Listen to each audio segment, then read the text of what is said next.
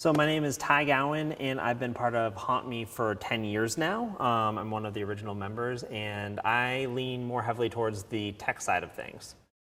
What that looks like night to night, I would say, is definitely based around capturing evidence with electronic devices that we can then translate to our viewers from home as evidence. So whether that be a numerical value of a different electromagnetic energy reading that we pick up in an area that shouldn't have any electricity, that's an anomaly that we can point at as kind of a discrepancy that could be a haunting. Other things like that include, like Ash had mentioned, the Estes method is a lot of tech to make that happen. But I also like the fact that the group balances tech with metaphysics, and that really is what you're going to see the Estes method is in general. It's one part technology, and then it really has that human element that needs to go somewhere else to make it happen and make it work.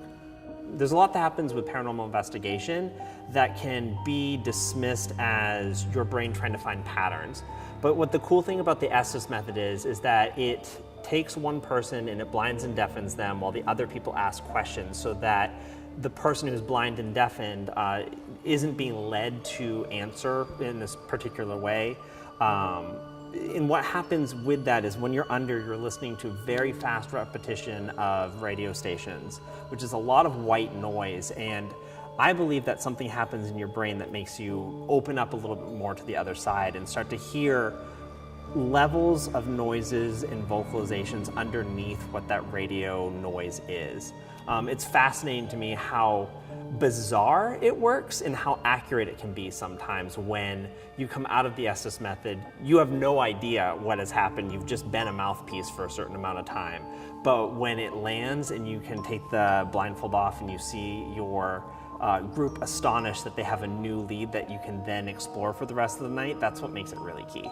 The Estes method is incredibly disorienting for the person that is the mouthpiece. You're getting overwhelmed by sound bits that make no sense whatsoever, and your role is specifically just to repeat anything that sounds anomalous. So when you come out of it, it's a very stark realization that you are in fact still in a haunted house. Haunt Me has a tradition of understanding that when we spend one night in a location, it's not fair for us to call it haunted or not. It is one moment in a vast history of a place's existence. And so with that, what we decided that when we were going around Maine and we were ranking haunted places on a 1 to 10 rating, we wanted to take into account the fact that people who come here time after time, or the amount of people who've been in the location, their evidence is important too. So we give it a pre-rating, and then when we go in and we spend our one night, we give it a post-rating, a Haunt Me rating, and average those two together so that we're honoring the history of a place as well as including ourselves in our investigation in that. So that's where the average rating comes from. Here at the Mill, we rated it a 4 last time because it has so many stories, but a lot of what happens here seems to happen on the periphery. You can capture evidence here pretty easily. Like we've been doing tonight, we've been hearing quite a few things going on just away from our machines. So there is something happening here. But the way to rank it up, our rating, is when we start to make that human connection with someone who's passed on, and we can start to tell their story. And while that doesn't always happen here, if it did, it would definitely be a way for us to increase our ranking because we're making that human connection with someone that we can't see.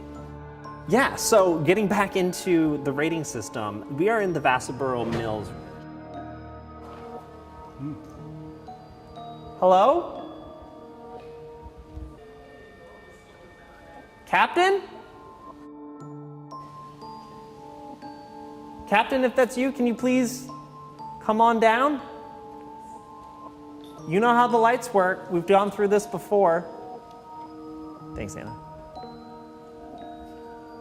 If you can please approach us, that'd be great. Anna's coming to you just in case you don't feel comfortable.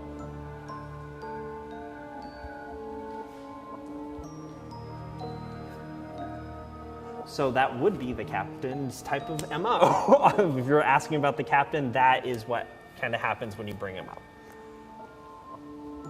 Did the door slam up there, Anna? There you have it. I guess I don't need to explain the captain too much.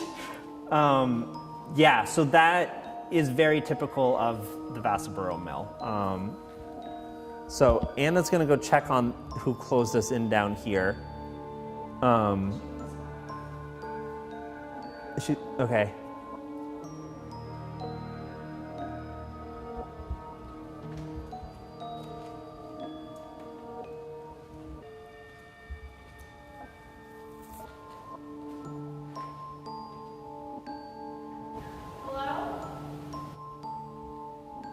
Carol was asking if it's windy up there. It doesn't seem that way.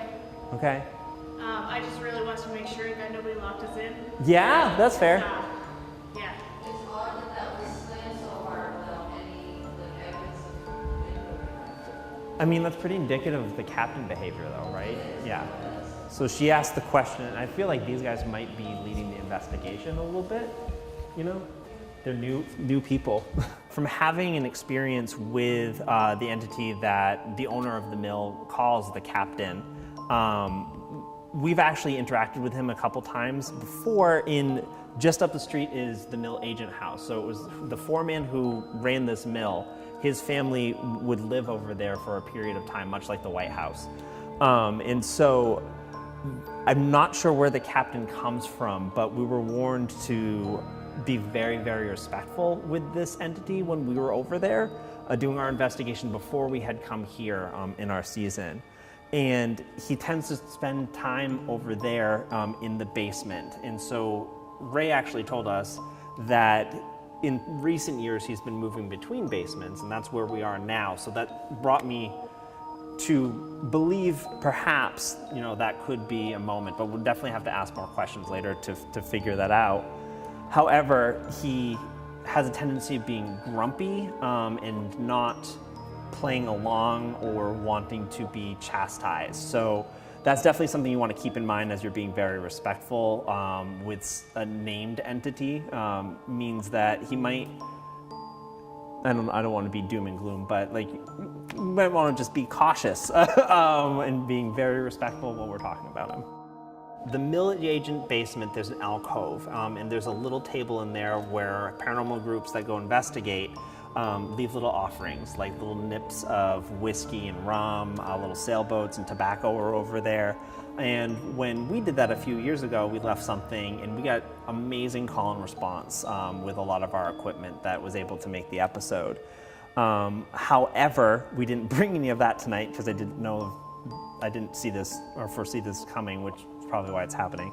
But aligning that entity with a person in life has not happened yet, because regardless of the amount of groups that have come through, no one's gotten a name.